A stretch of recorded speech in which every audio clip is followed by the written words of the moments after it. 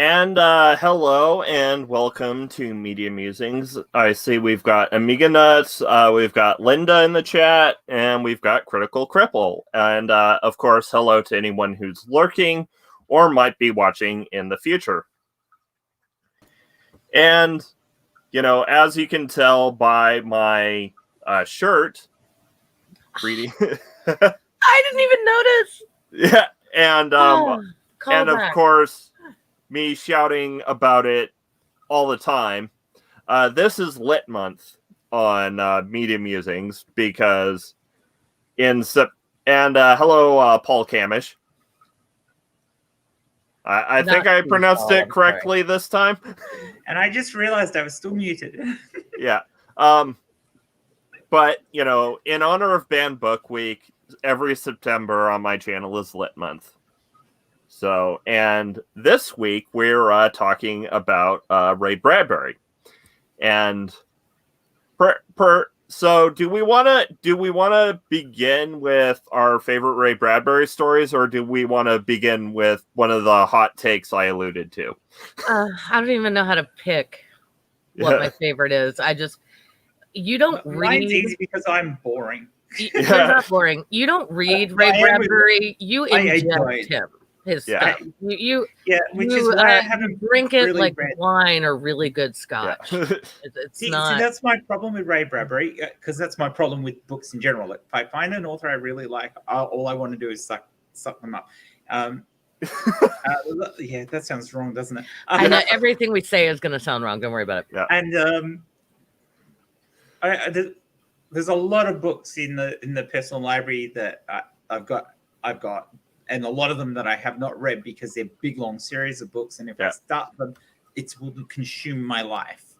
Like I've got most of Anne McCaffrey's Dragon Riders series, and I haven't sat through and read. Yes, I know it is. And I've only read like the first couple books. Well, I read that when I was in hospital with rheumatic fever as a kid. So I've got an interesting story about that, which we may get to when at an appropriate time. When we do. Yeah. When we do. Yeah. But yeah, I'm on the same sort of thing with Ray Bradbury. If I start, I'm not going to stop. Yeah. And I know it's an issue, but from my point of view, it's my experience is more the things I've seen, like Fahrenheit 451. Yeah. Yeah. Which is the one everyone knows. And of course, Really Yeah. And of course you mentioned Fahrenheit 451. So we're gonna move to the first of my hot takes. Okay, for it. Pun not intended. Yes, it was. Go right ahead. Yeah. I don't rate Fahrenheit 451. You don't rate it? Yeah, I don't rate it as. I mean, it's okay. But I don't rate it among Bradbury's works. It's not that good. Okay, just a little life-changing for me, but everybody's different. Everybody's different. It's cool. Yeah. Fahrenheit 451 was the book that made me understand as a young person why censorship is bad. Yeah, like that, and that was kind of big. It might have been when I read it. Yeah, I'll give you that.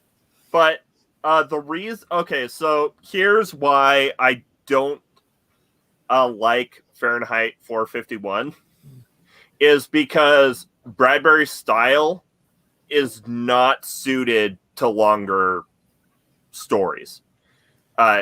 Is it though?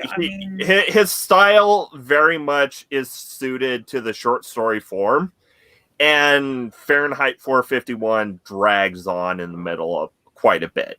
Well, I will agree that he is a masterful short story writer. I mean, his short stories are unreal in how great they are. Yeah. The Martian Chronicles. The Martian Chronicles. That I've read are brilliant. Yeah. Yes, I did. I did a bit for that for speech and debate in high school. I mean, this Ray Bradbury is one of those authors you can mark out times in your life.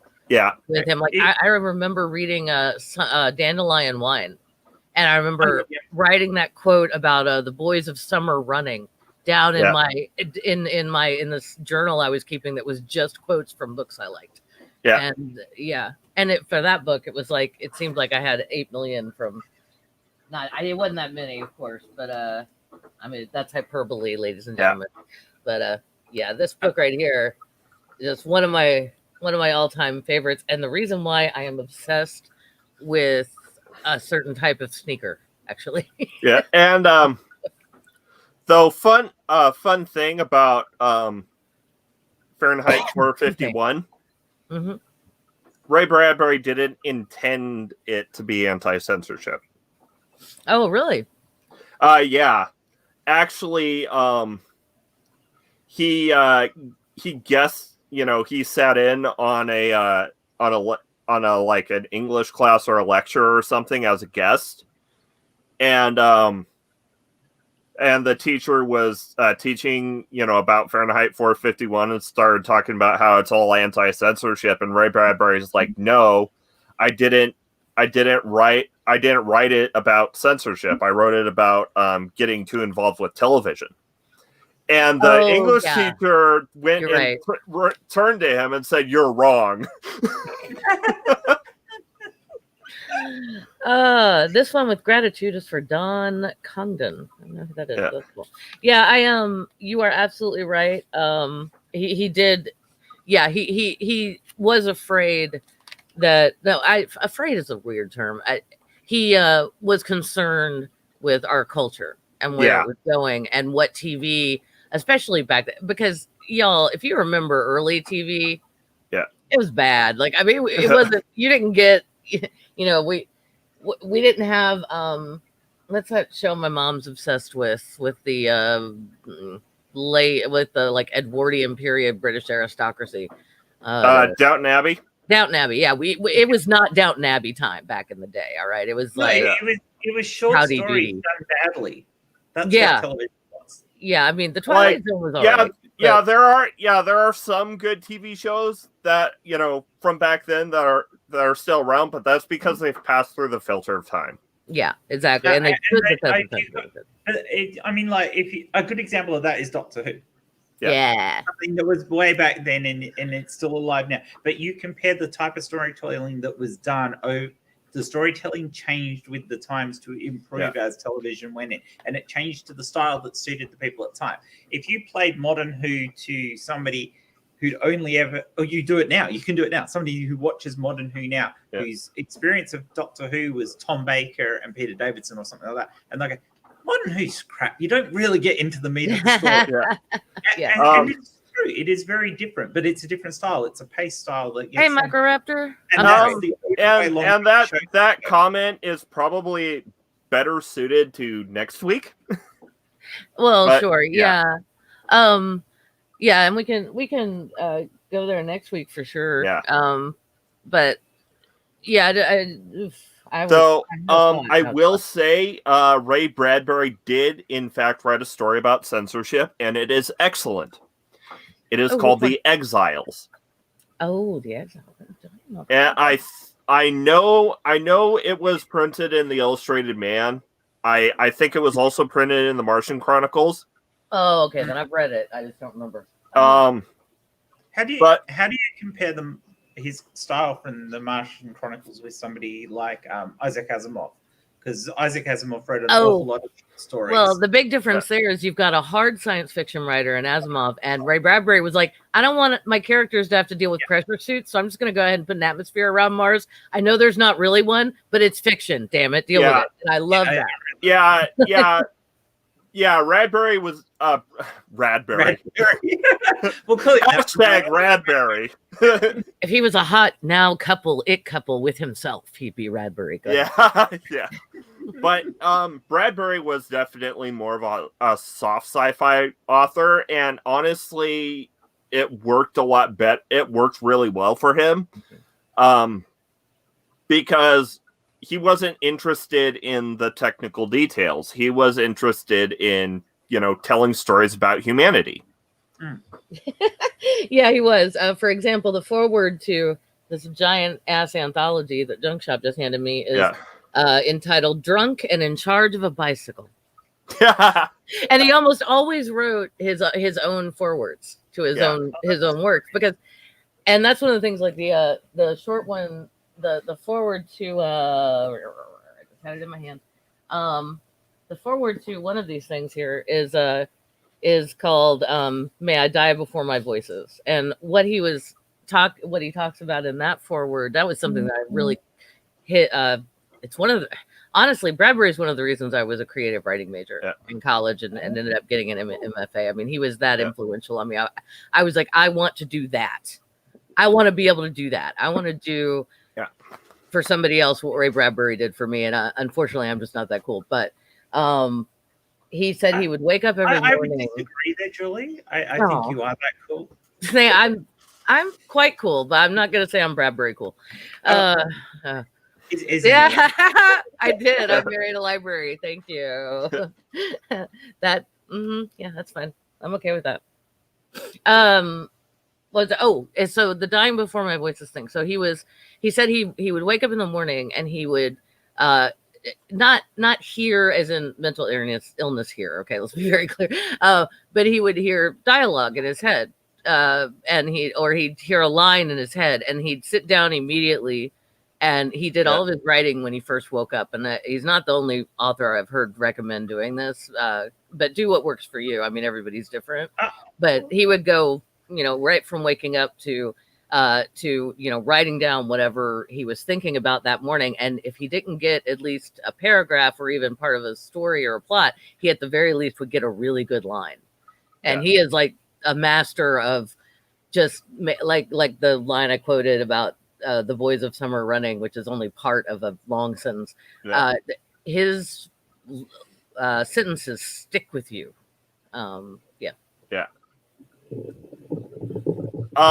But anyways, so the Exiles is takes place in the future, where a lot of controversial books and authors have been banned and nearly eradicated. And somehow, because this is Bradbury we're talking about, so the details don't really matter that much, the authors and all their creations left Earth and are living in exile on Mars. And so you've got, Shakespeare, you've got Charles Dickens. Okay. You've got, you've got Edgar Allan Poe. In fact, Charles Dickens is pissed off at being there because in the story, the only reason he was banned and had his works eradicated is because he put ghosts in A Christmas Story. Oh, come on, guys! He was just having some fun with it. The ghosts, is there? Yeah. I mean, look, think of all the fantasy that wraps itself around Christmas. You've got the Christian fantasies. You've got Santa Claus, and now ghosts. Why not? Why not have? Well, actually, Santa is exiled on Mars. Santa is exiled. Okay, good to know. Santa. No more Saint Nick. Santa is one of the exiles, and he's like patron saint of thieves and children. I mean, Yeah, and he's like wasting away. Also, in Santa. It's so sad. And a human expedition is going to Mars, and weird things start happening to them because the authors and their creations don't want to be fucked with. Yeah. So like Shakespeare is having the witches like cast curses. Oh yes. On the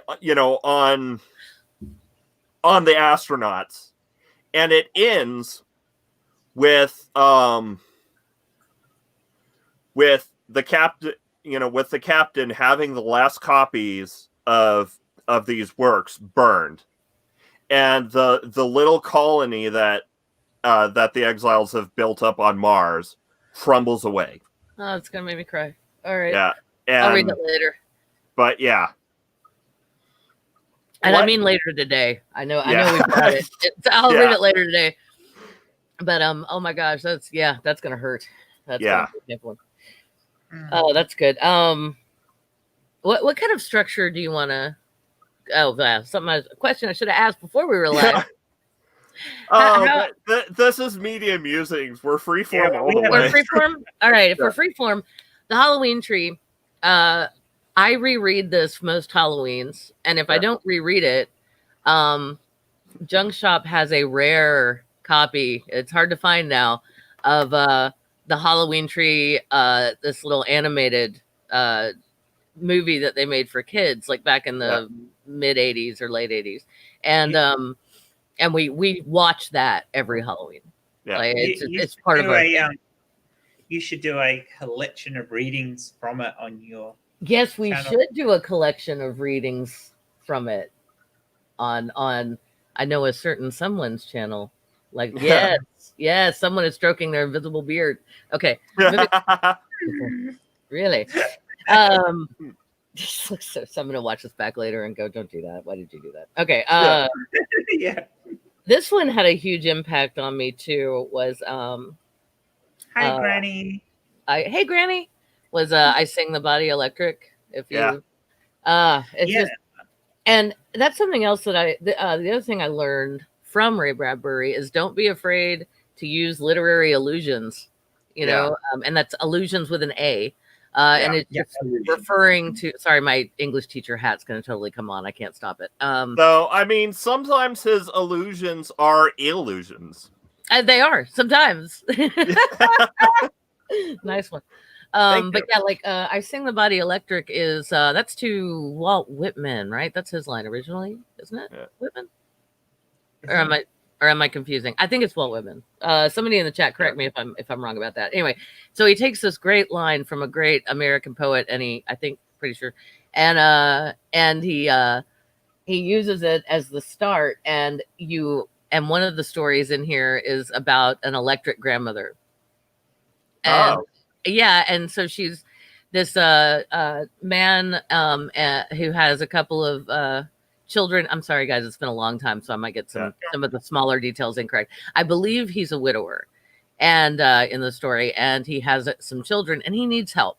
He needs help. He has to be at work all day, and the kids miss their mom, and they don't have any surviving grandparents. So he orders them an electric grandmother, and the kids go to the factory with him, and they decide what color her hair is going to be and what her main traits are going to be. Like he has a daughter who's like, I want her to be like this, and what his older son is like, I want this, and the middle kid is like, I want this, and she shows up in a box on their doorstep, and they just have to turn her on. That came out weird, and sorry, literally, she's electric. She's like an android or something, but. It's just the electric grandmother. Yeah, and you don't even worry about, like, you're thinking to yourself as you're reading the story, how is this even working? And then very quickly, just the beauty of the words and you get more caught up in the emotion of the human characters and even of the grandmother character who isn't a human being to the point where you don't care if it works or not. It's going back to what you said about Martian Chronicles and some other things like. And that soft science fiction, like, technically a lot of Bradbury is sci-fi, but like you don't really care about the details. It's not about trying to work out a theory, a hypothesis or a thought experiment, rather. Yeah, so that you're reminded. I forget what it's called, and this is probably going to be a running theme when I'm talking about Bradbury stories. No, unless it's like one of the famous ones, I'm going to forget what it's called. And that's fair. He wrote a lot. Yeah. But where this, these groups of, this group of husbands are bitching about how they can't go out and play poker as often and go on the town and such. So they decide to get android duplicates. And so, they'll, they keep their android duplicates like in the cellar. And, when they want to sneak out and, have night with the boys, they'll flip it on and the duplicate will spend time with the wife while they go out and have fun. Well, the duplicates end up rebelling and taking over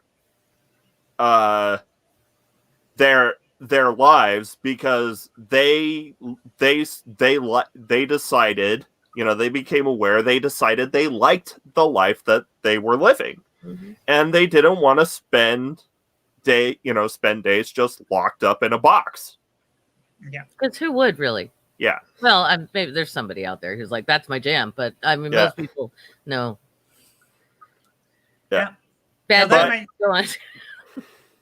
What's the movie that? Are you thinking of Stepford Wives? Because I flashed on that instantly. Yeah. No, when you said that, I was like, actually, but I was thinking it's got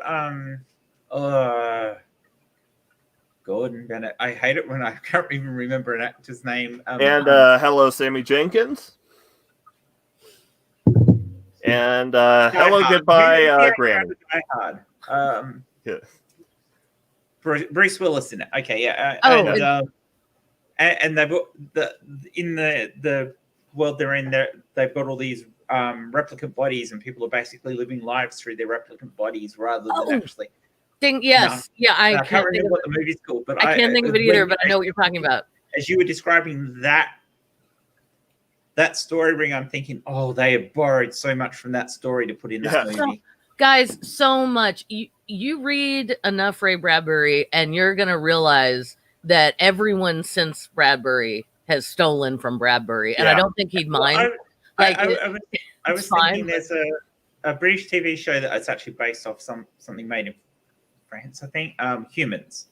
It's about creating androids to help families and that in the more of a set near future where they've got androids that can do this, and it's called Humans. And the concepts that are in icing the body electric come through in Humans. Yeah.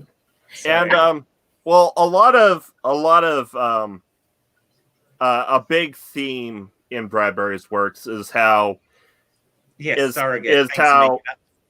how people react with technology. Yeah. I was just looking at Almost Antietam. This is so difficult because I wanna just start like reading stuff. I'm not gonna do that. Yeah. I'm not gonna do that. That's not cool. And I think the other movie you were thinking of, Omega Nuts, is Sixth Sense, not Sixth Day. Yeah. Yeah. Maybe Surrogates, 2009. Yeah, thank you. Yeah, 2009. Thanks. I will do this though, because this is something else that one of the things that makes Ray Bradbury a master of short stories, and something that anyone who likes to write short stories, you need to do this. They always say, grab your audience with that first line, right? That first sentence. Yeah. So this is an example of a great first line. There are those days which seem a taking in of breath, which, held, suspends the whole earth in its waiting. Some summers refuse to end. Okay, that was two sentences technically, but dudes, don't you want to keep reading that? Yeah. I have goosebumps. And he also really knows how to end a story. Yeah. No fat. And like, okay, so there's an the last line of Kaleidoscope. Look, Mom, a shooting star. Now, for those who haven't read Kaleidoscope, that sounds perfectly innocent. Kaleidoscope, except for the very last paragraph or so, is from the point of view of an astronaut who got ejected from a space station and is living their last moments as they fall to Earth. Oh, cool. Yeah, so it's actually quite sad. He's really good with bringing in the poignant with never being maudlin. Go ahead. Whilst you're talking about opening lines, what's your favorite one that you've ever written? Oh, my favorite one that I've ever written? For a short story. Oh. Same to you, Ring. Because I can tell you mine. I cannot tell you the rest of my story because I don't remember it, but mine was in high school. Yeah. I'm looking around like my master's thesis is going to leap out and just walk over here. Well, I'll tell you mine. It's not. My favorite one was, in the beginning, there was nothing, and nothing was everything. And then one day, out of sheer boredom, nothing got up and left. That is fantastic. Okay, that is a great opening line. I want to read the rest of that. I don't have it, and I can't remember it, but I had a lot of fun writing it. It was very Douglas Adams, and but I just love the opening line, and I've often thought I'd like to go back and rewrite something around that opening line because it's so good. I tend to remember opening lines from other people. I like one of my favorites from Stephen King is the man in black raced across the desert and the gunslinger followed. I mean, I want to keep reading that. Or from Jim Butcher, the building was on fire and it wasn't my fault. Yeah, it wasn't my fault. That is a brilliant line. That's a great line. Hang on, I've got the I just have to point out, just for sheer joy and silliness, this book has been all over the country before it found its way to our apartment here. It's we bought it used. It's got a stamp in the front that reads, "Here then are the first 3 plays I wrote for my Pandemonium Theater Company." And that's from Ray Bradbury. It's a stamp, but that's the stamp at the top. It's got another stamp that says bookworm, thousands of paperback books, trade, 617 Illinois Highway, whatever. And so it started there. It was $1.50 when it came out in 1972. Yeah. I have no idea what we paid for it, but probably not much. Yeah. And the golden apples of the sun are in here. The Halloween tree is in here. The illustrated man is in here. Oh no, I'm sorry. No, it's not. I'm losing my mind. I'm reading other books by. Yeah. Yeah. It's early.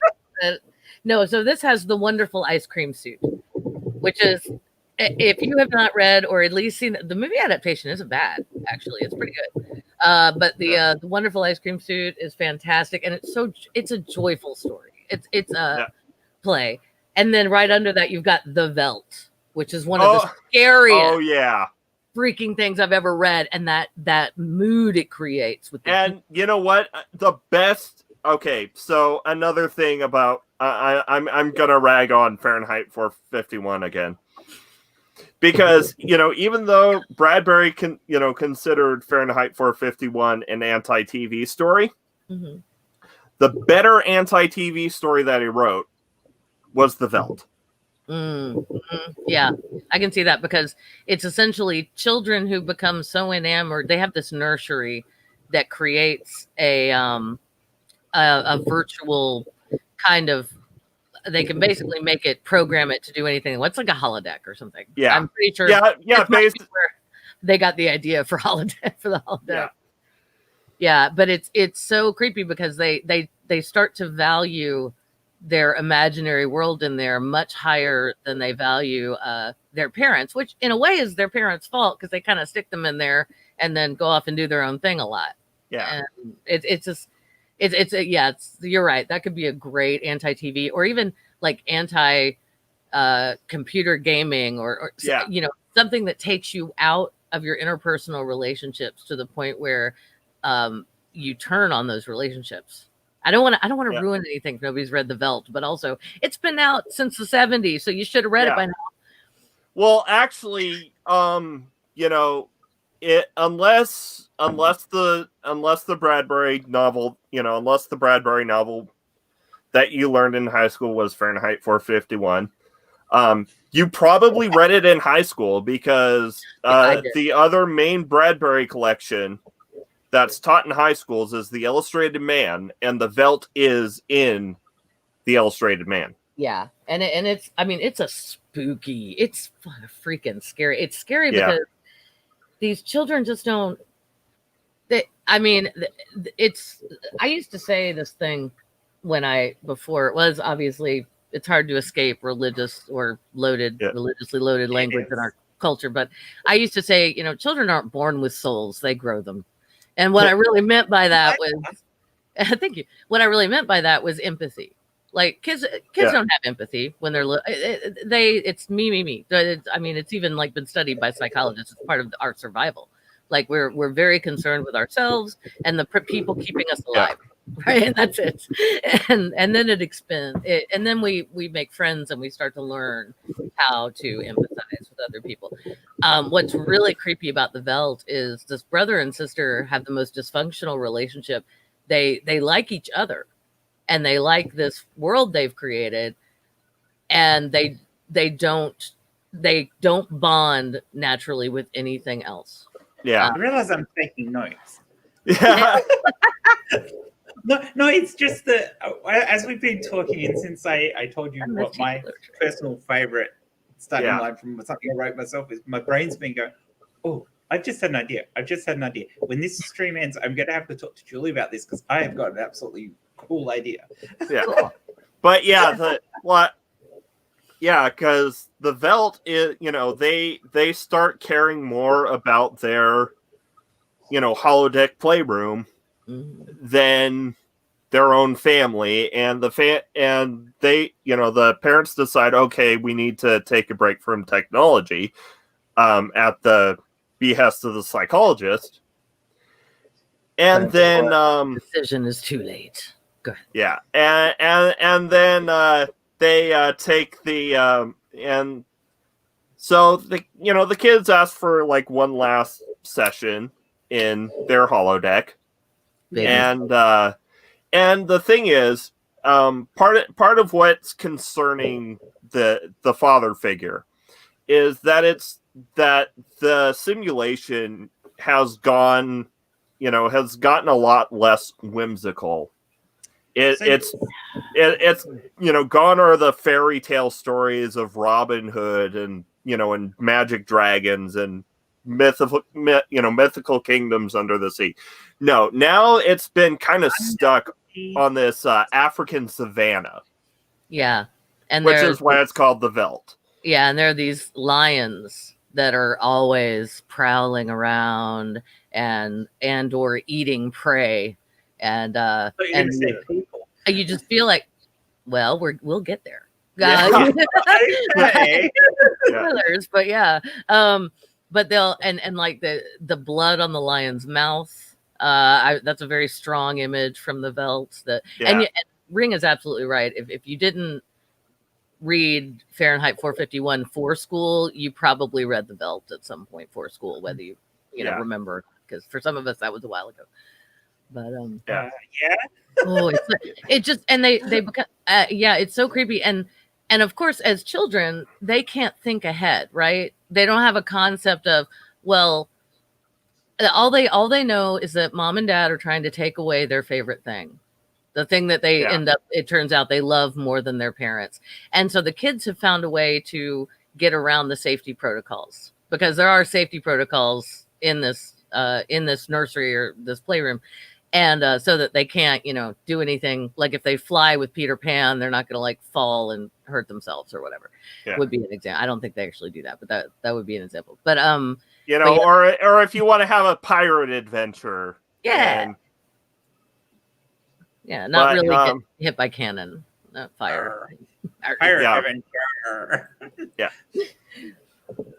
Anyway, let's just say pirate version of Star Wars with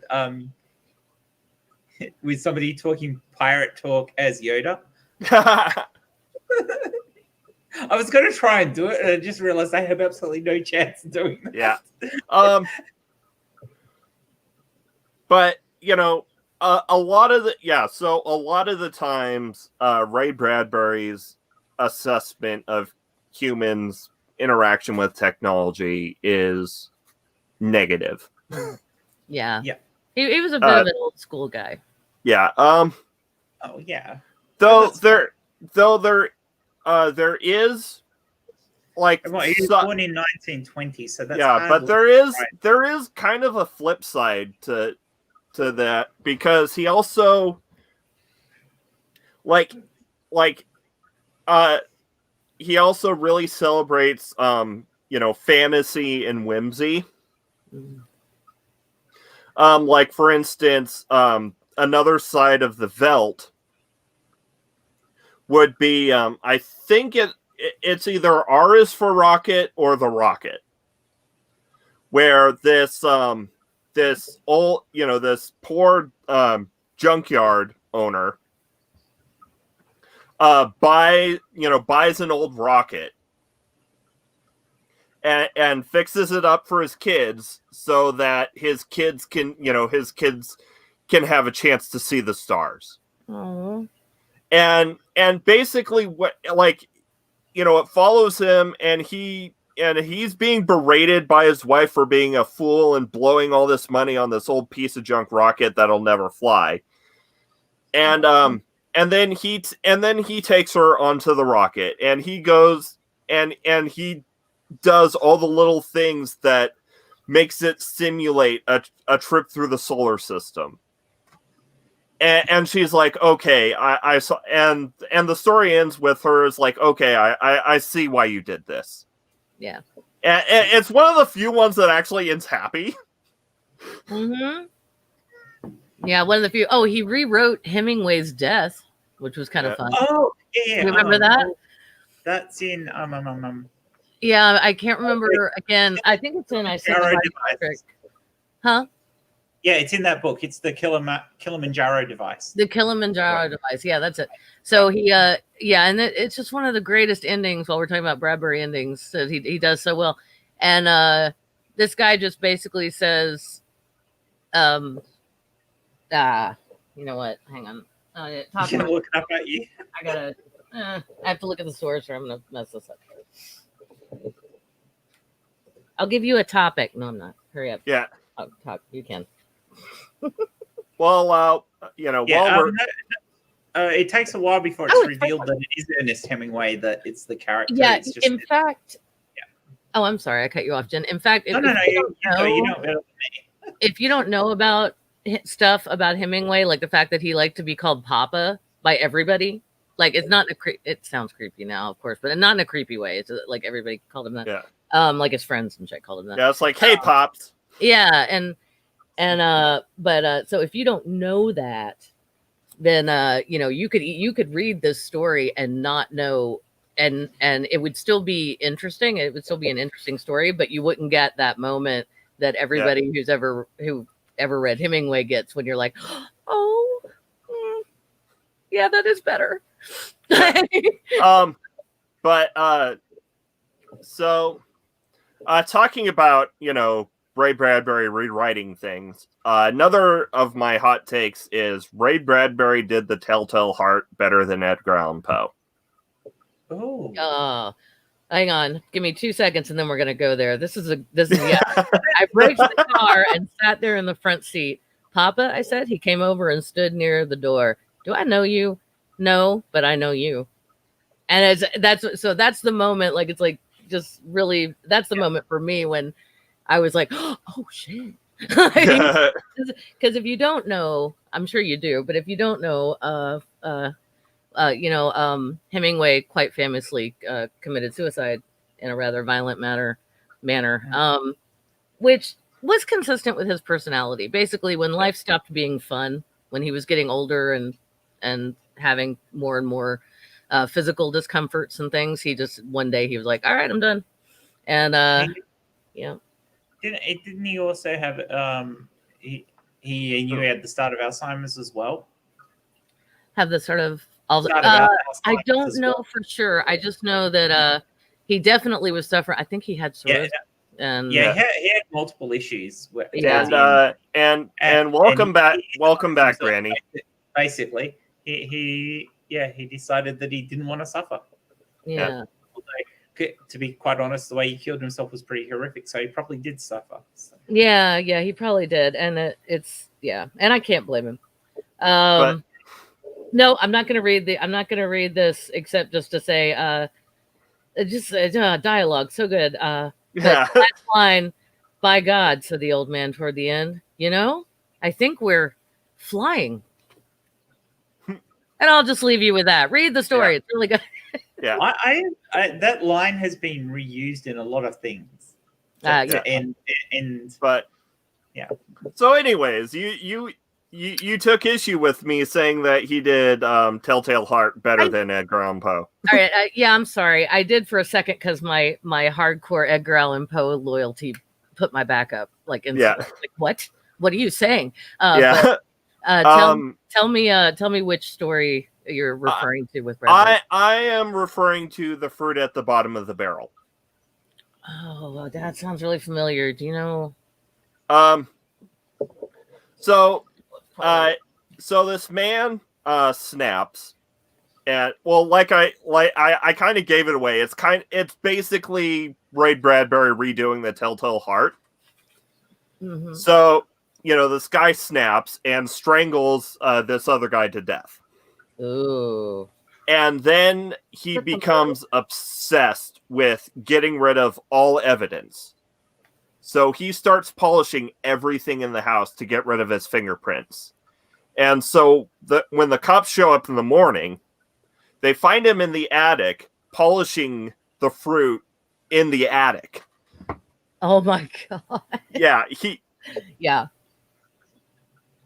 And it goes like it, and he's like he polishes something, and then he goes back, polishes another thing, and then he like goes back and polishes the first thing, and when the cops show up, the house is completely immaculate. Oh. And they find him like hunched in a corner polishing the fruit at the bottom of the bowl. Shit. Yeah. And then he's of course gone completely mad by then. Yeah. Like you do. Yep. Okay, I'll give you that. I need to read it. Yeah. But I'll give you that. I haven't read it either. One that always freaked me out and gave me a nice shiver down my spine was The Small Assassin. Do you remember that one? I don't think I've read that one. The cool thing about Bradbury was he was never, there was never a human emotion or thought or worry that he wasn't afraid to explore in fiction. It's like fiction, that's where it's safe to do that, right? And so he basically takes the worry that anyone might have about how having a child is going to change their life, because it will. Yeah. It irrevocably changes your life. If you have a kid and keep it, it's going to change your life. And maybe if you have a kid and don't keep it, it's going to change. I don't know. But I've never been there. So he writes this one called The Small Assassin, and it's where this man and woman have a baby. Hey, Jeff, and the wife is she's fine with it.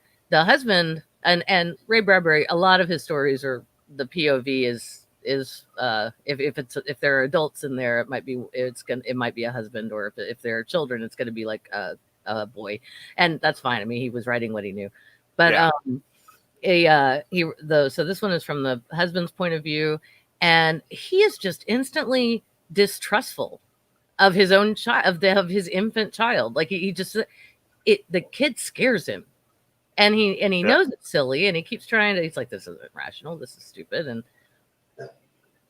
turns out he had good reason to be scared, which is a fun, not fun. It's really creepy, but which is a kind of interesting moment. I mean, because if you've ever cared for babies or small children, which got a lot of nieces and nephews, I have done that. It's freaking exhausting, and it does get, and it's certainly scary at times, like when they won't stop crying and you don't know what's wrong. So I've babysat my younger siblings. And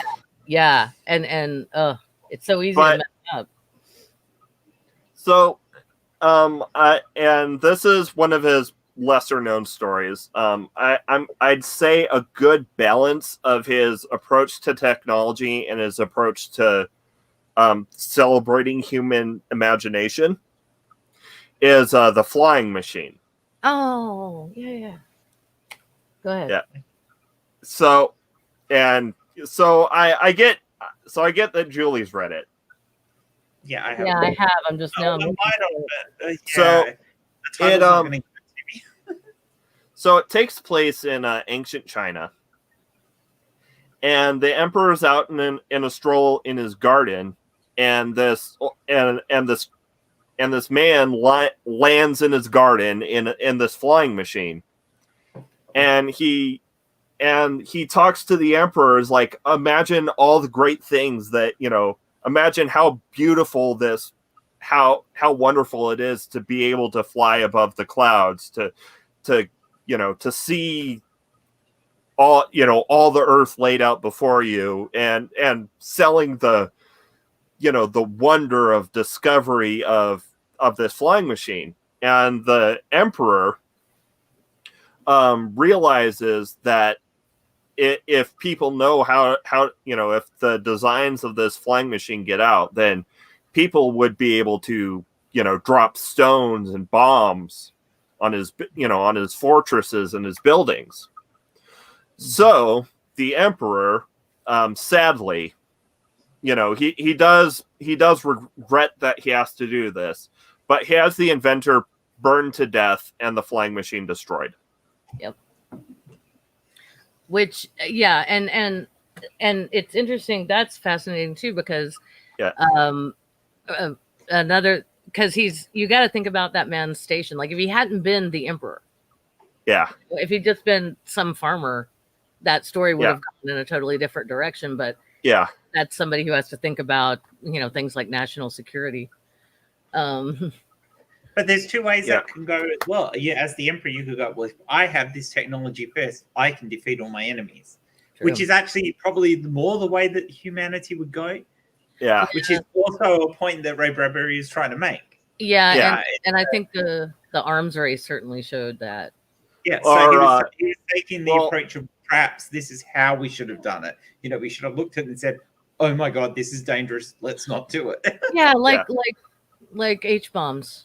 Well, and talking about other stories that take place in ancient China, since we are talking about arms races, Golden Kite, Silver Wind. Yes, Golden Kite, Silver Wind. Yeah. I literally just saw the title. Go ahead. Yeah. But anyways, it's these two Chinese villages, and it's like, I forget what their layout is at the beginning, but they kind of got a little bit of a rivalry, and I think one is like shaped like a peach or something, and so the other city decides to change the shape of their city to look like a boar, and basically the entire story is these two villages constantly changing the shapes of their cities to one up each other to win the symbolic victory of like, oh, so you're the boar that will eat our peach. Well, we will be the spear that will pierce the heart of your boar. Yeah, and they keep changing their walls too. And it's bankrupting both towns. Mm-hmm. So they decide that it's better to work together. So one changes their city to look like a golden kite, and the other changes their city to look like a silver wind, so that they'll work in harmony. Yeah, which is a great story of how. Yeah. Hey, can we not? Like, how about not? Like, let's just not. Yeah, let's just not. I mean, how about we not be competitive with each other to the point of like starving out our citizens because we're worried that. Well, their stone wall is shaped like a pig, and it's gonna eat ours that's shaped like an orange. Yeah, that's ridiculous. Like Ray Bradbury had a great way of pointing out how just the sheer stupidity that people that we have. Of us. Humans. Well, I mean, it was. He was writing in the, during the height of the Cold War. Yeah, he was, and he was, and certainly even outside of that, it's how it is now. People individually can be quite intelligent. Yes, humanity as a whole is dumb as fucking bricks. Yes, yeah. People are panicky, crazy. We are sheep. We're sheep. Yeah. And I actually had this argument with somebody on Twitter that goes, "We're not sheep." Yeah, we are. Yeah. As a group, as a herd animal, we are just like sheep. We are thick as. Individually, we can be quite intelligent. Oh, as a group, I'm sorry. Yes, that's a yes to Michael Raptor. I do plan on watching Equality this week, and so should y'all. But moving on. But yeah, a lot of Bradbury, like a lot of Bradbury's more down, more downer type works are really about, the typical Cold War fare of we're gonna die in a nuclear holocaust. Yeah. Cough, there will come soft rains. Cough. Yeah. No, seriously. Yeah, there will come soft rains. Yeah. I mean, you're absolutely right. And I mean, you gotta. I actually was explaining the concept of the What is it called? The atomic clock? Is that the one that I forget what it's called. The Doomsday Clock. The Doomsday Clock. That's it. Yeah. Yeah. So basically, there's and this is it's symbolic, but it's not. It's a clock that I think at one point an old a friend of mine from my neo-pagan days, who was an amazing musician, wrote a song called 4 Minutes to Midnight. And and it's and she was writing about growing up. Well, the song isn't about this, but she grew up like I did, like right at the tail end of the Cold War. You know, I mean, we not to the point. We weren't the kids who did air raid drills. We were past that generation, but still, it was still there.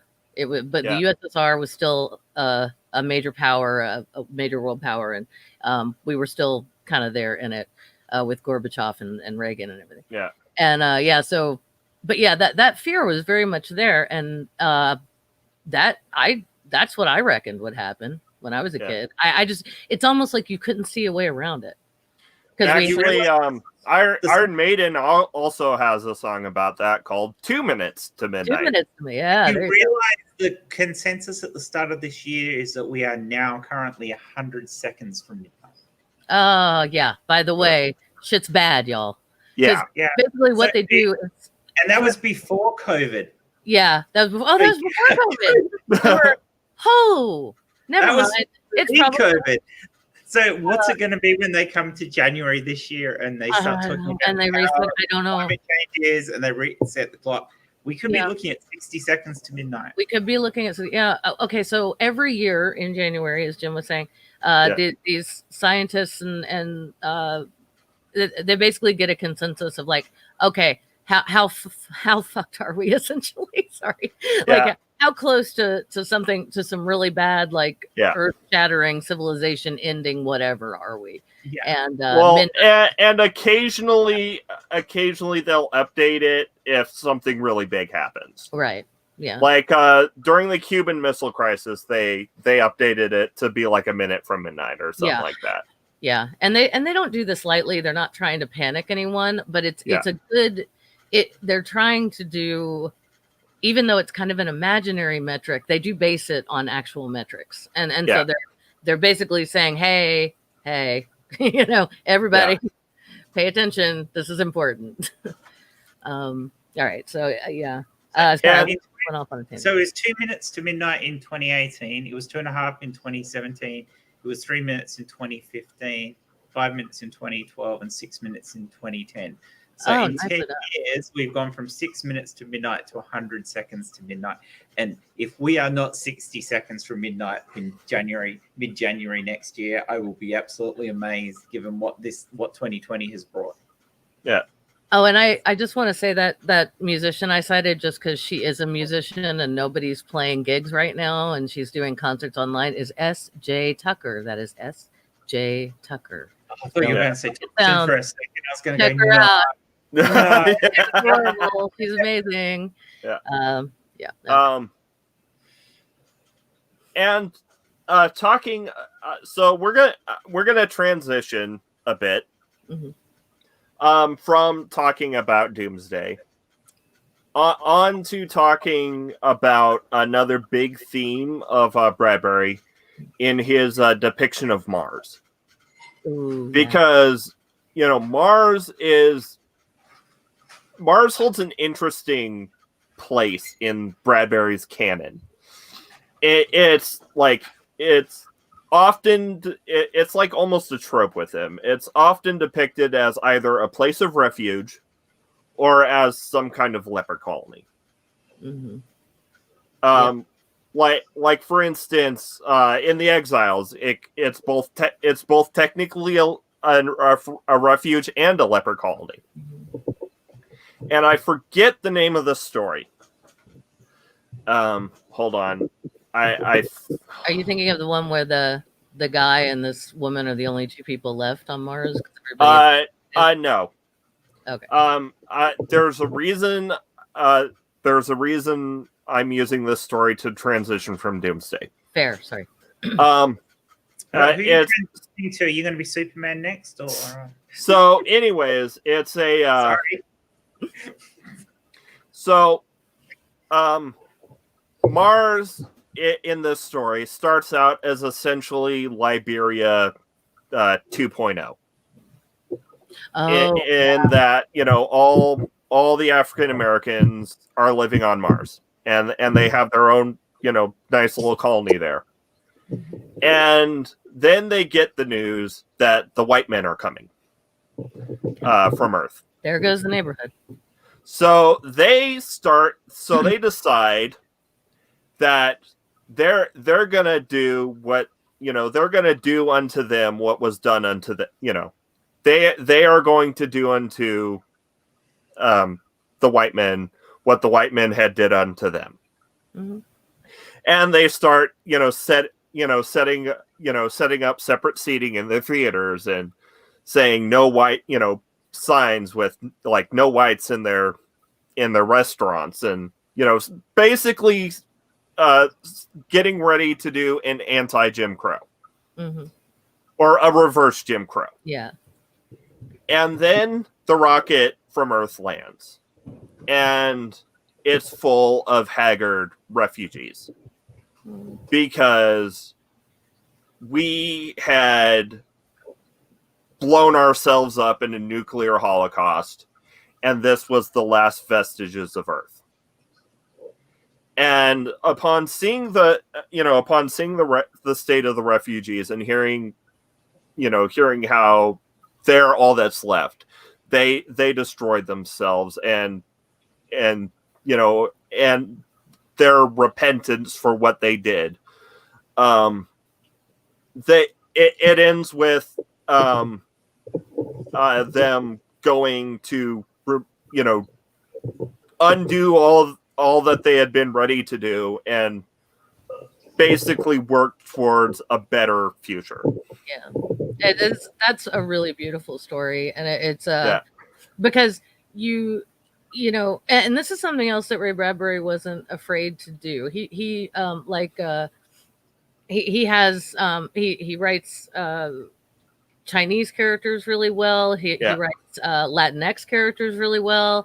And he writes African American characters really well. He was never afraid to go there and represent someone who didn't look like him. Yeah. In his work, and I really admire that because. And in fact, he did quite a bit of writing on civil rights in his own way. Yeah, and essentially saying this is stupid. We're all human beings. Just yeah. Yeah. but yeah, that story, that one will make you cry. Yeah, in a good way.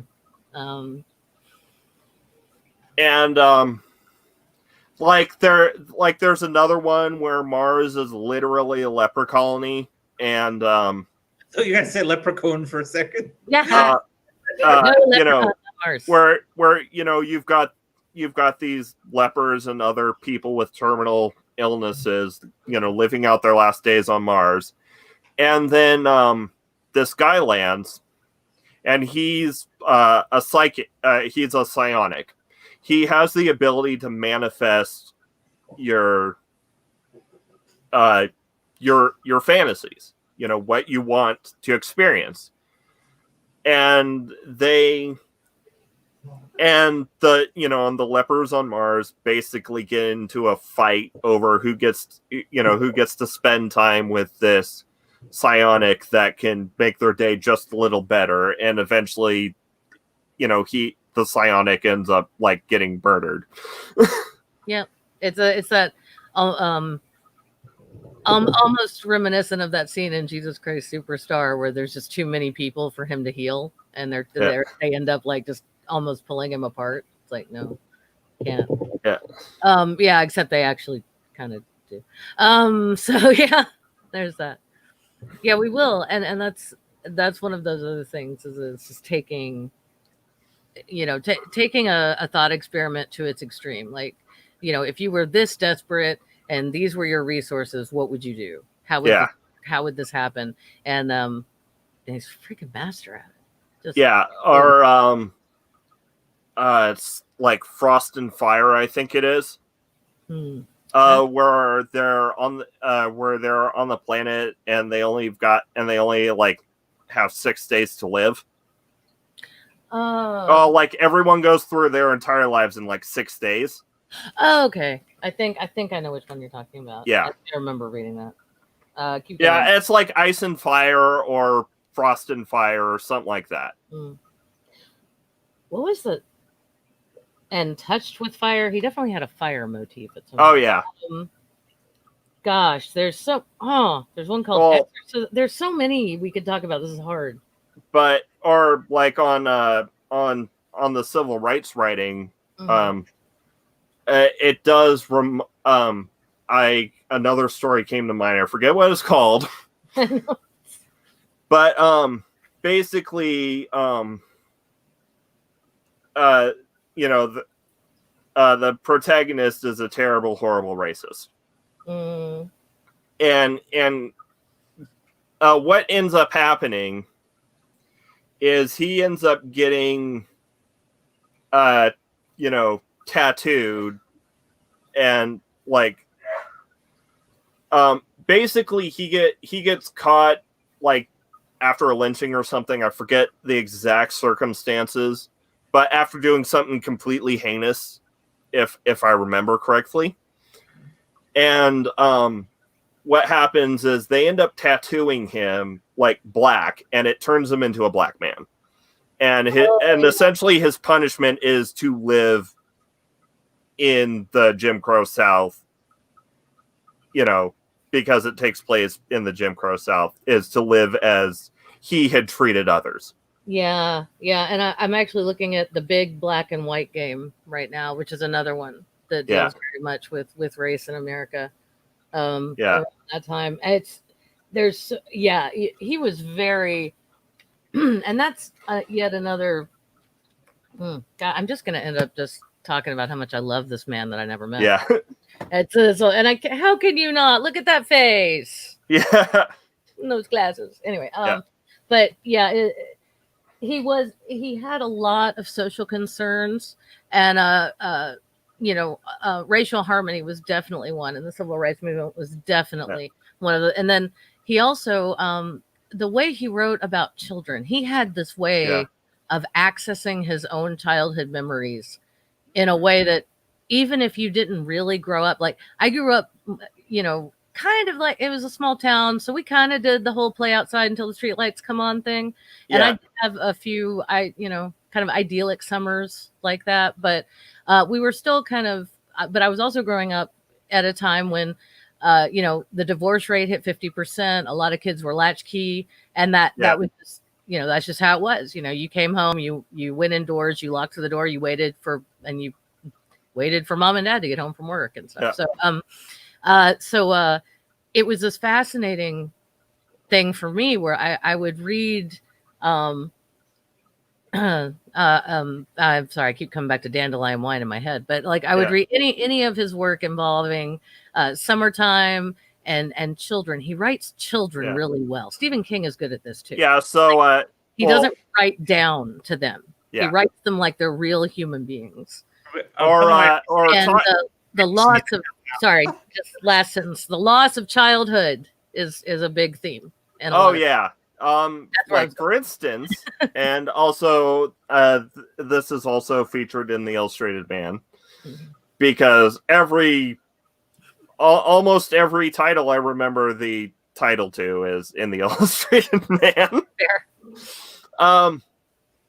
Is the Rocket Man. It's also featured in ours for Rocket, and it is a story about growing up. It is a story about like when imagination clashes with reality.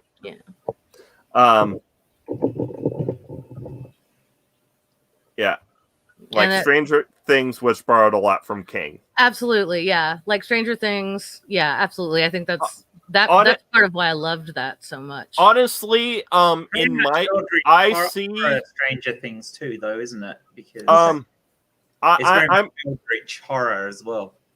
So I'm gonna say it. Ray Bradbury is essentially the Steven Spielberg of the new wave. I could see that. That. Yeah, absolutely. But so the Rocket Man is about a kid whose dad is an astronaut. Mm-hmm. Who goes and runs missions to like Mars and Mercury. It's like a regular gig. It's like this is just his job. It's not, it'd be a cool job. Yeah, it would. But it's neat that you just realize very quickly as you're reading that story that this is a moment in human history that hasn't happened yet, but I think that we were all kind of expecting to happen. Yeah. And so continue, please. Sorry. But and he's like, my dad's got the coolest job ever, and he wants to hear more about, and his dad's like, no, don't you ever be a rocket man, because once you go up, you're hooked. You'll never be able to stay down on Earth again, because it's just too amazing out there. And so he's left to like putting his dad's spacesuit in a centrifuge to collect the soils of alien worlds and little vials that he's collecting. And then he one day is like, he notices that every time his dad goes up, his mom gets really depressed and worried. And she's like, well, if it's a dangerous job.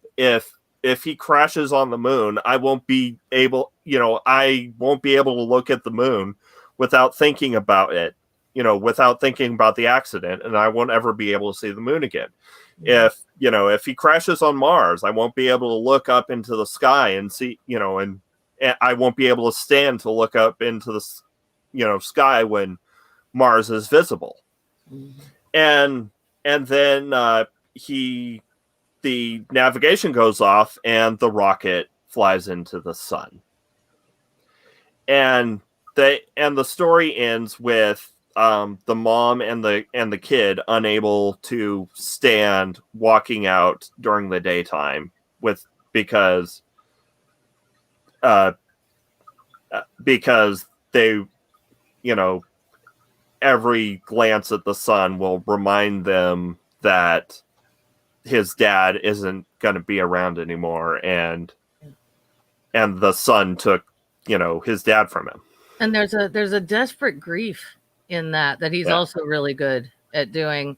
It sounds hyperbolic when you just say it like that, but not that you did. Excellent summary. That's not what I mean. But like when you tell somebody about something like that from Bradbury or any other writer, that's great.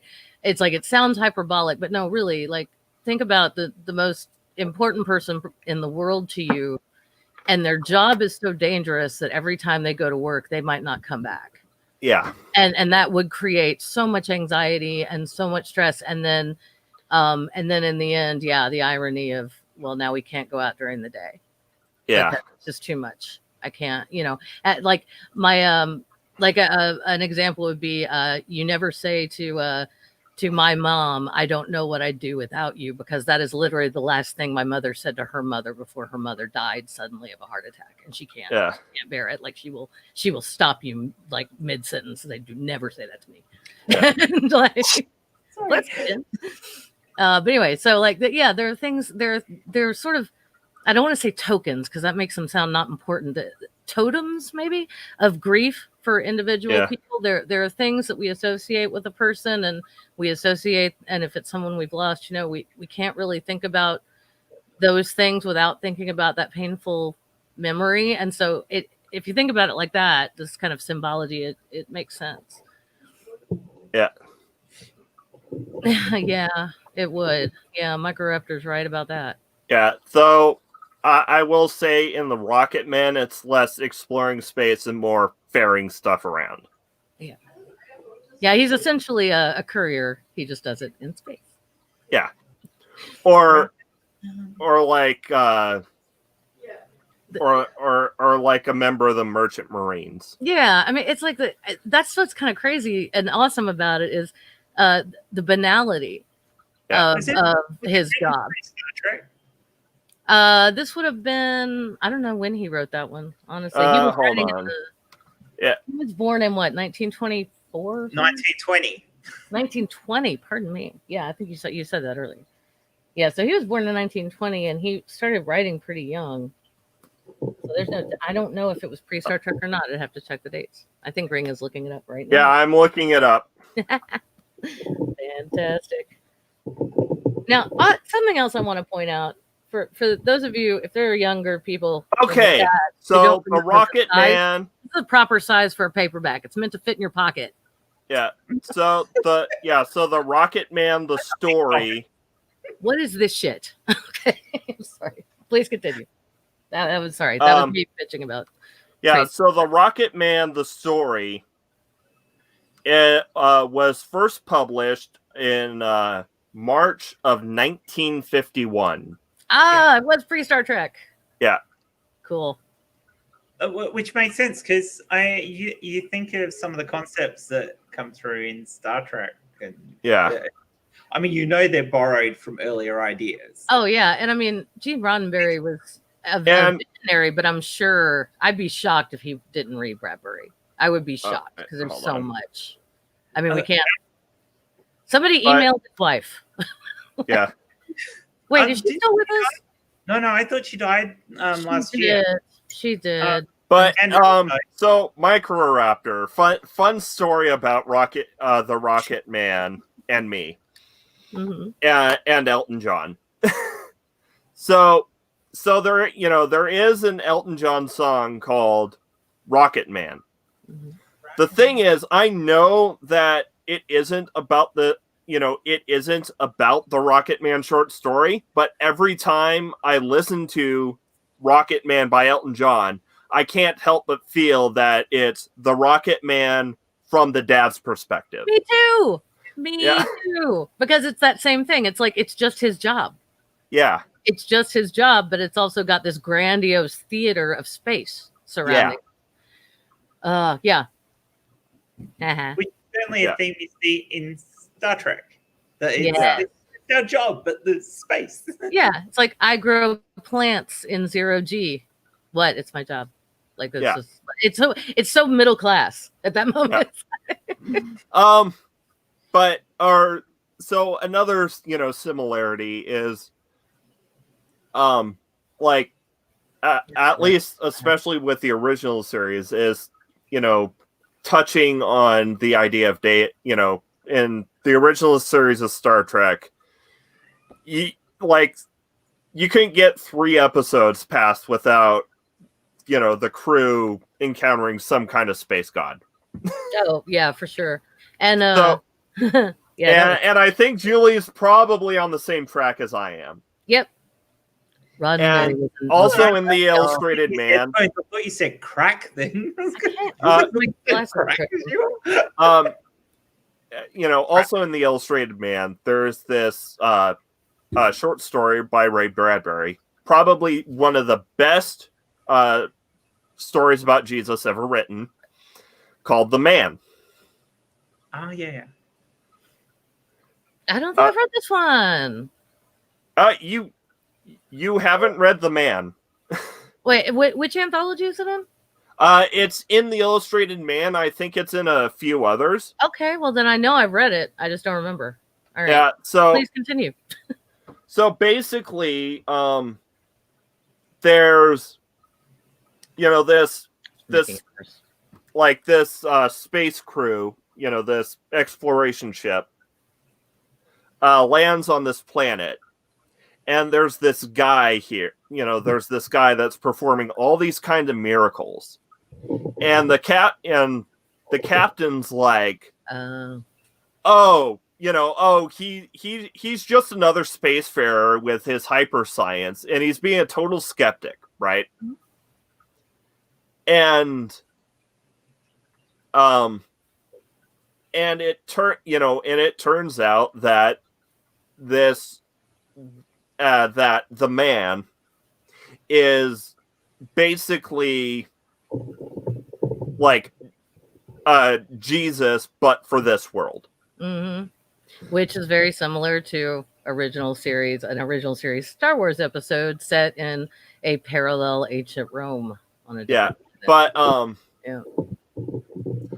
But so, and it ends with like a bunch of the crew believing that this guy is actually performing all these miracles, and the guy, just leaves, just kind of disappears, and the captain becomes obsessed with trying to find him again, and leaves off to chase him, and it basically ends with an acknowledgement that this captain will never run into Space Jesus again.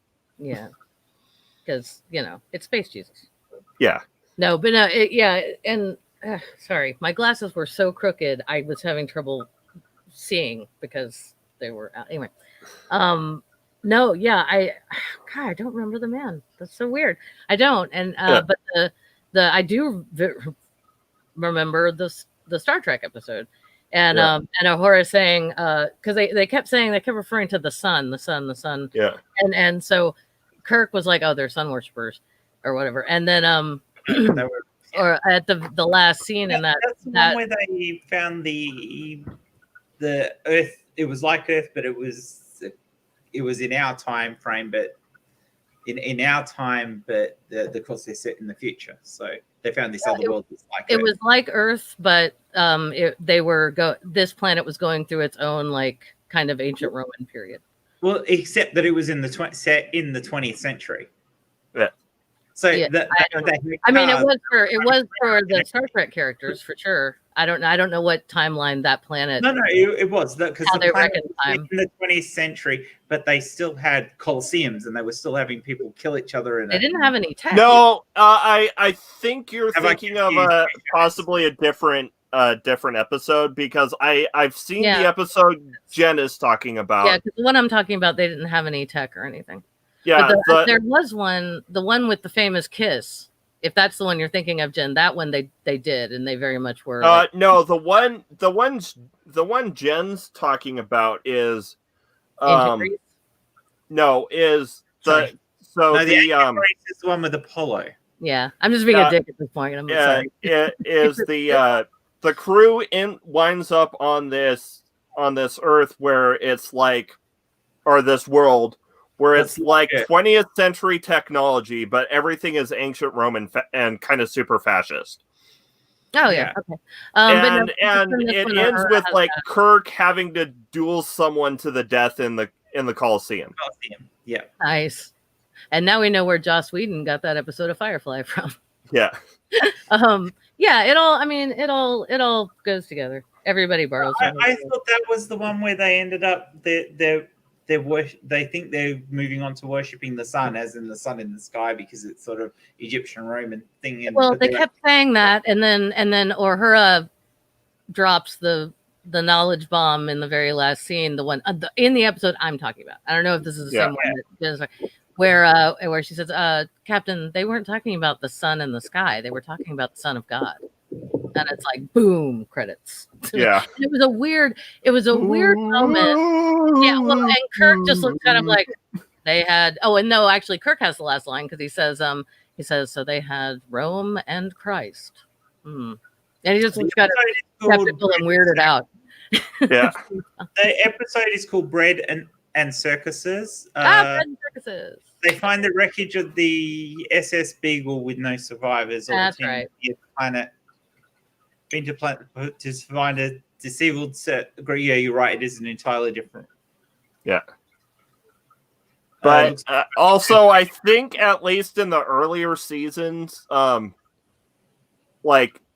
Shatner was like contractually obliged to have the last line of an episode. Oh, weird. Yeah, because Shatner was a huge diva, and like he had it in his contract that he had to have like more lines than anyone. And he was required to, if there's somebody was going to kiss the girl, it had to be him, and he would always have a torn shirt so he could show himself off. Yeah. Wow. And like the only reason other actors started getting more lines later on in the series is because they became popular enough that the studio's like, no, the studio that like Shatner's like, I'm the big star power kind of waned. Mm-hmm. I can't help thinking that Star Trek would have actually been better had they stayed with Captain Pike. I don't know. I'm sorry. I didn't have to work with the guy. I am not a big fan of William Shatner. I grew up watching Star Trek, so I love him. Aside from the man's outright bigotry that he has now, him as an actor, I cannot stand to watch. I can. I cannot. I loved him. Watch. Yeah, fair. Yeah, no, I absolutely loved him in Boston Legal. He's fantastic. Yeah. So back on the topic. Yeah, back on the topic. Now let the lions run, let the old man talk. The Pandemonium Theater Company from here on is yours. Love that guy. I love this man so much. Yeah. So anyway, so where did you want to go now? So let's see. We've talked about civil rights. We've talked about Mars. Okay. Favorite Bradbury story. That's impossible. That's like saying what's your favorite orgasm. Have you just brought it back to the circle, have you? Yeah.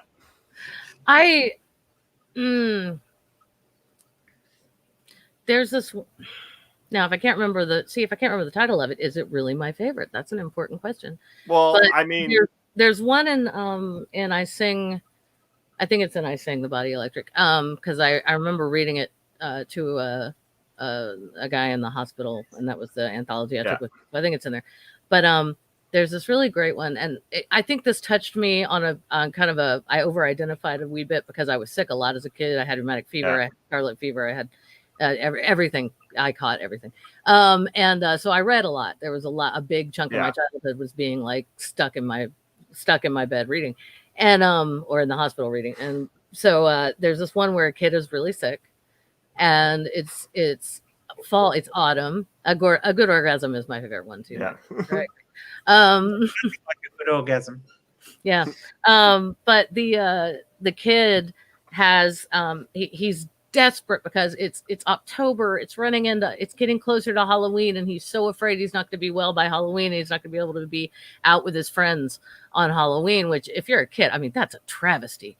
That's horrible. That's an abomination if you can't. Sheltered Christian kid here. I know. You're not allowed to do we dress. I've never been trick-or-treating, but we did dress up. We just went to the church harvest party. Okay, just nothing scary, probably. Yeah. I had friends who either literally believed it was the Devil's Day themselves, or who were not allowed to celebrate Halloween and were bummed about it. But it's the South, everybody. Well, anyway, so this kid, in a more sane time in our society when people didn't really care and let kids be kids and enjoy Halloween, and it wasn't. Anyway, point is, this kid is getting desperate, and he's also freaking bored. He's bored off his skull because he's like a 10, 11-year-old, 12-year-old kid, and he can't see his friends. He can't go to school. He can't leave his room. And so he sends his dog out. He starts sending his dog out to, because this was also a time when you'd let your dog run around the neighborhood too, and nobody cared as long as it didn't bite anybody. Nobody cared.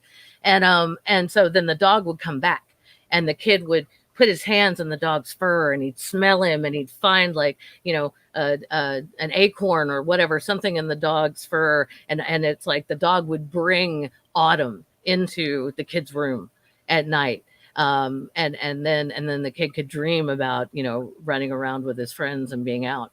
Well, at some point the dog brings back something else, and it's not necessarily a bad thing, except that it is a bad thing, except not necessarily maybe. And I'm going to leave it at that. You can check it out. That might be my favorite. It's impossible to choose though. That's really difficult. One I haven't read that I want to read is Tomorrow's Child. Can't remember. That looks really interesting, and I haven't read it. Now, of the ones I remember the titles of, I'm probably it's a close tie between The Exiles, The Flying Machine. Yeah, it's a close tie between The Exiles and The Flying Machine, but my favorite one, which I can't remember the title to, and I can't, it's a really obscure one because I have a hell of a time like trying to track it down every time I remember it. It's about this studio exec who's gonna who's gonna sell off this old lot of sets to get it like turned into a condo or something. It doesn't matter. You talked about this at the beginning. No, I talked about it before the show. Haha. Yeah. Never mind. Hi, everybody. There are other people here, not just me. Yeah. But so the groundskeeper convinces him to take a little tour with him through this property that he just bought and he's gonna get redeveloped and whatnot. And he's like talking, he goes through and he's like, here we are in Rome. Here we are in ancient Egypt. Here we are on a mysterious alien planet. And he's painting such an evocative picture of like how just like walking onto these sets like almost transports you to another time and another place. And he sells the exec on the idea of keeping it around as something of a monument to like the craft of movie making. Unfortunately, the story ends with the studio lot tragically burning in an accidental fire. Sorry, And I don't know why that makes me laugh, but it does. And to me, it's the quintessential Bradbury story because you've got the only thing that's missing is how people interact with technology, but it's got the wonder of imagination. It's got the exploration of human creativity and human nature. And then you've got that bittersweet ending to it that is like just like the cherry on top when it comes to Bradbury. Yeah, absolutely. And he had this great way. I see exactly. And yes, he was afraid that we were going to lose that somehow. Yeah. I think that was a legit fear that he had, and it actually reminds me of the nonfiction book "Amusing Ourselves to Death," which actually engages more in, hey, get your ass up off the couch and notice that going back to bread and circuses, our society is kind of going the way of ancient Rome here, and it's not going to be good. Though I will say we have kind of tap danced around it. So we're going to do a quick Fahrenheit 451. Okay. So, because like Ray Bradbury's Ray Bradbury. So my take is, while Ray Bradbury didn't specifically set out to write it about censorship, it still carries a strong anti-censorship message, because how could it when it's about people burning books? And this was a guy who lived through World War II. Yeah. He knew that's what fascists do when they're controlling your behavior through controlling information. Yeah, and it's also about visual aid. Yeah, it's also, about his, or about how about how people focus too much on maudlin technological entertainment, because you've got the through plot of the fireman. Yep.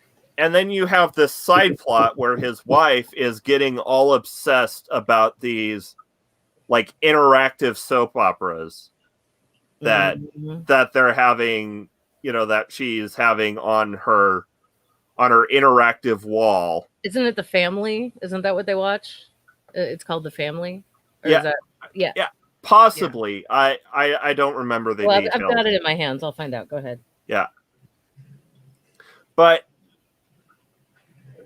let's see. Hold on. I rarely watch the parlor walls or go to races or fun parks. Yeah. Yes, Mike, you're up to that's exactly what it is. It's 51 degrees Fahrenheit is the temperature which paper it is. Dust. Yes. But temperature in Fahrenheit.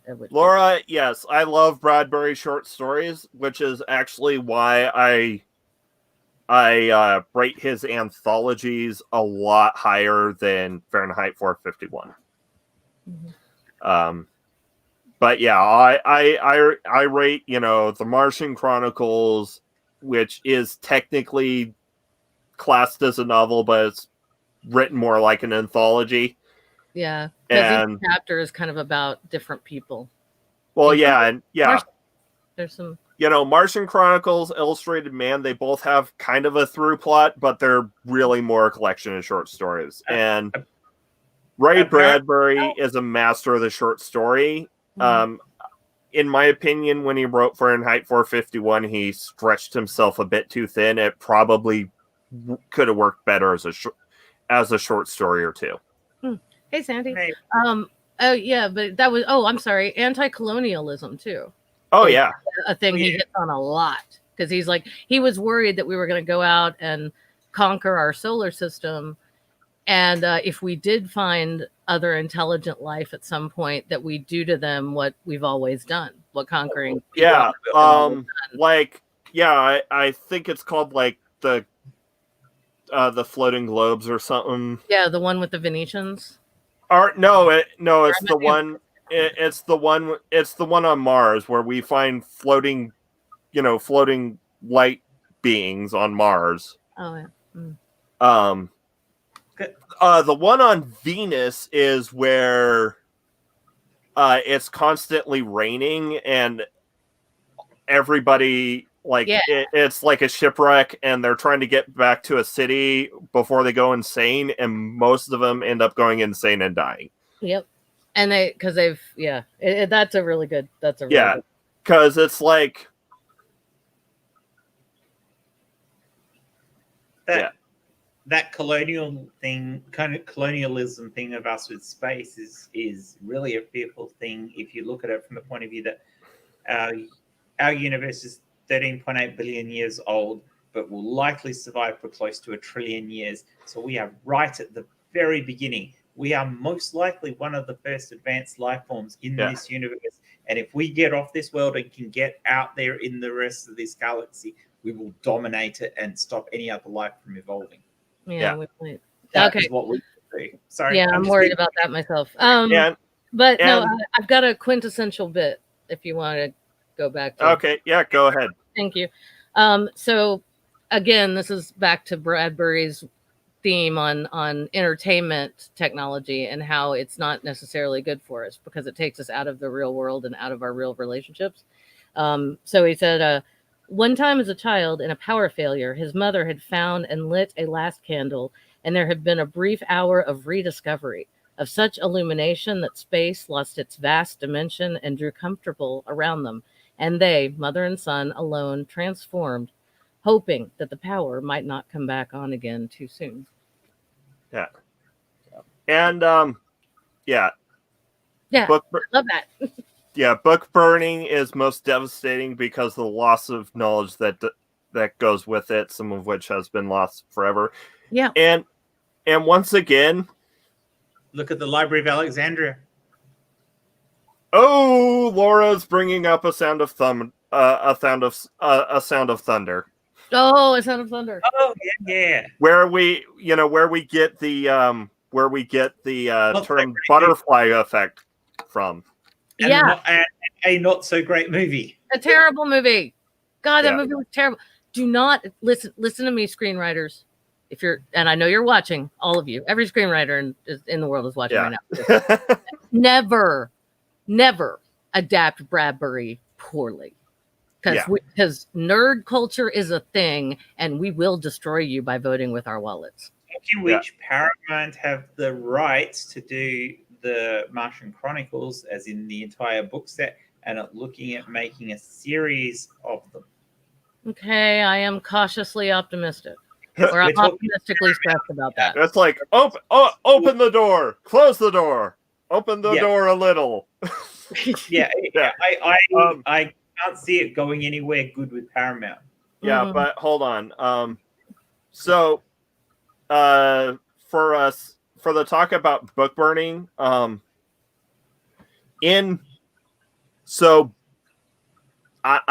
said it before in the stream. I'll say it again. The better exploration of book burning and censorship is The Exiles. Mm-hmm. Yeah, that's fair.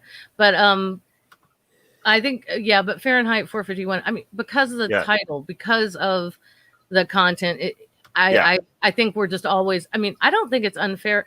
I get what you're saying, because if you know, and I think in fact the sentence I just read absolutely supports what Bradbury said it was actually about. And there's this other the parlor wall. Imagine.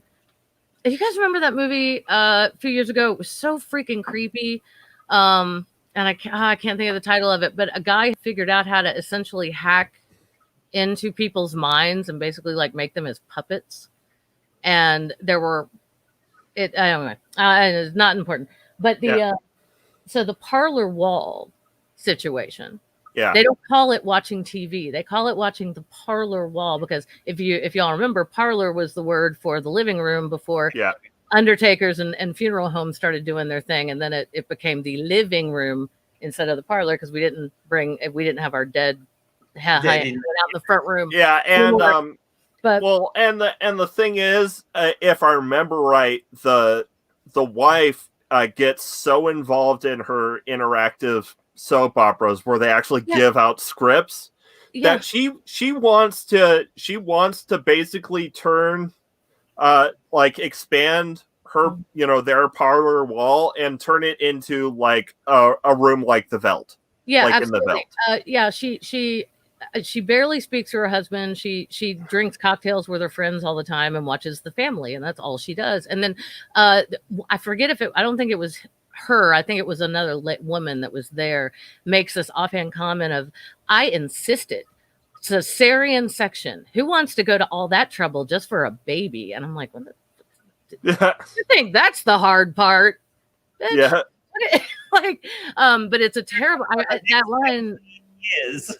Yeah, I mean, I've remembered that line for a quarter of a century because it was so disturbing. I was like, okay, raising them is the more difficult part, but okay. And I've never done the labor thing, so I'm not.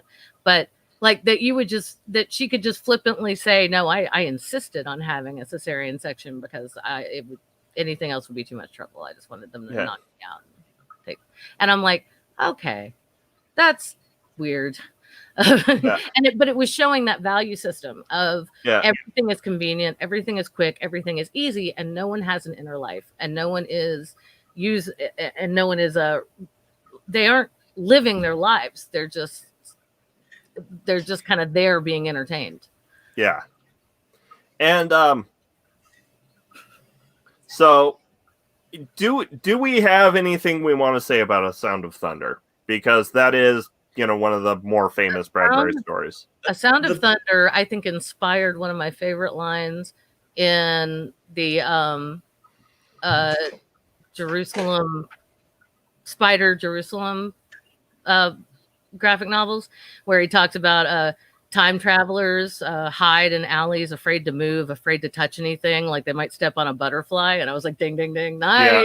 But yeah, it's just basically this notion that if you change, like, it's basically the story. Yeah, it's about time travel. And yes, that is a fascinating thought experiment, but also you can take it from the macro to the micro and say, I don't know that I'd change anything that happened to my life up until this point, even the shitty stuff, because I like where I am and who I am now. And I wouldn't be that if all that stuff hadn't happened. Great. But basically, like what ends up happening is because essentially the butterfly he ends up stepping on is like the butterfly that is like the common ancestor of all butterflies.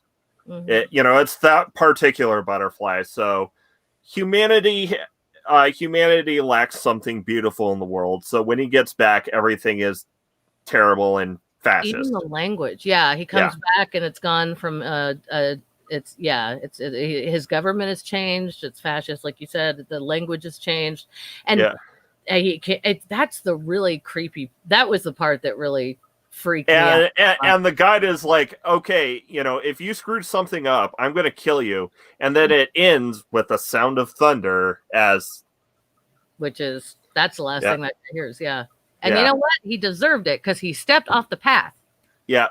How many times, folks? Little Red Hood, like anybody. I'm gonna go back to the Exiles again because it's your favorite. Yeah. Well, it's my favorite that I can name. Read it right after this. It also has a.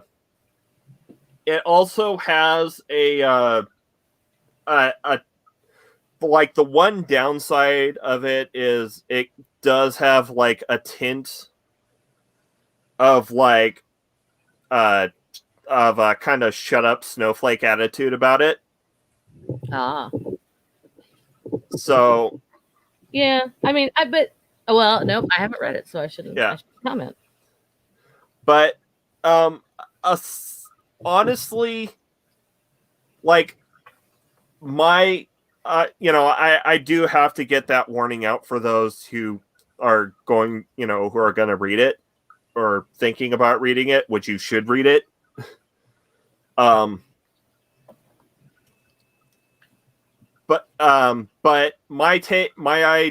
and we'll probably get. Actually, I'm going to leave this takeaway for next week because we're talking about banned books next week. So, we're kind of getting near the 2-hour mark, so let's just have a quick round table, like one last round table question for a wrap up.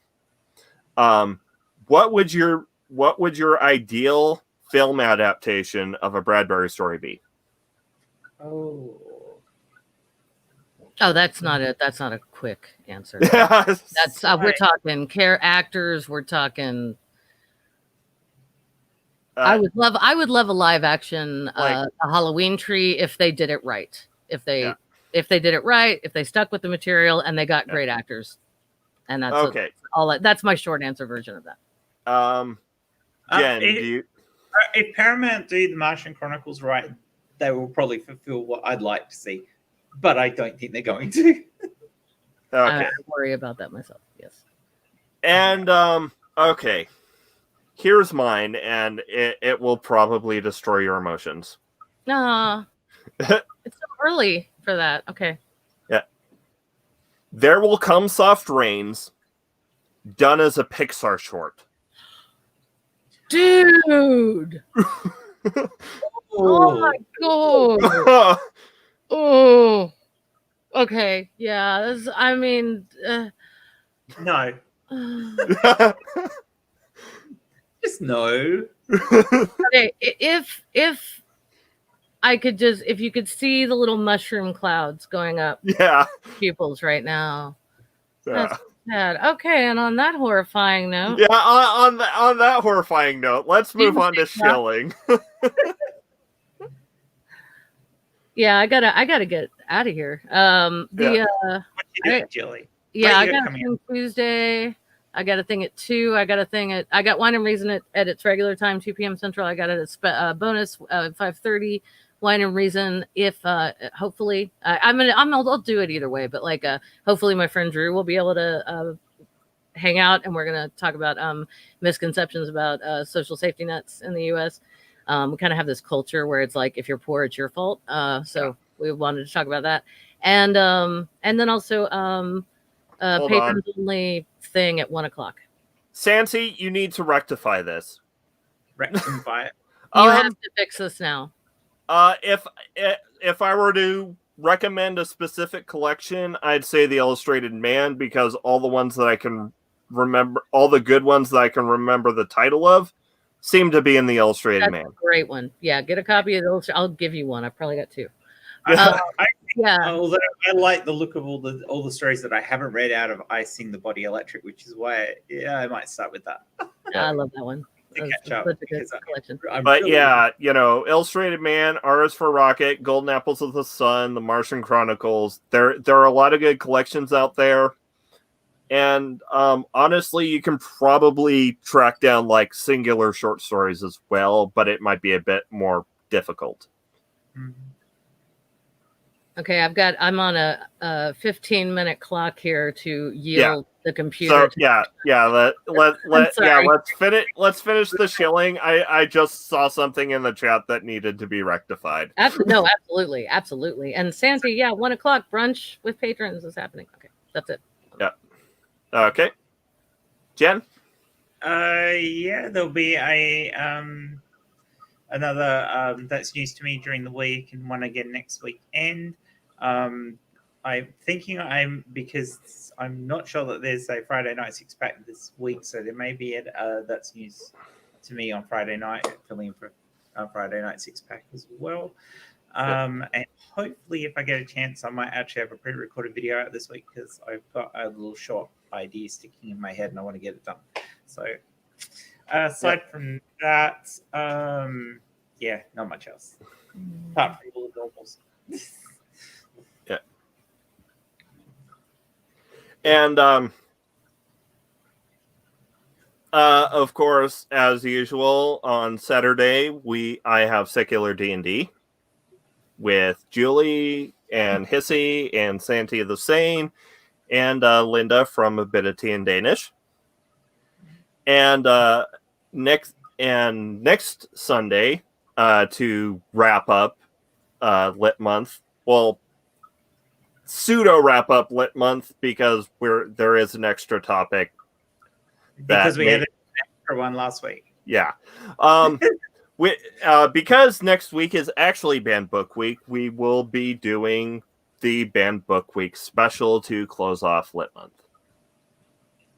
So anyone who's going to be in the chat who has a favorite banned book, bring along the title and we'll make comments if we read it. Yeah. Yeah. And we're going to bring along our favorite ones as well. And then next month, so next month is like sometime next month is going to be Dr. Faustus. Hopefully, we're going to try and we're also going to try and restart. Me and Hissy are going to try and restart up the storyteller stream. Oh, I can't stop yawning. And then on Halloween, or one of the Sundays around Halloween, we are going to be talking about War of the Worlds. And with that, we'll move on to taglines. You can't find truth in wine, but you may find it in reason. No. Yeah. Okay. And remember, indoctrination is a hell of a selfie stick. So don't joke on it. Yeah, don't joke on it.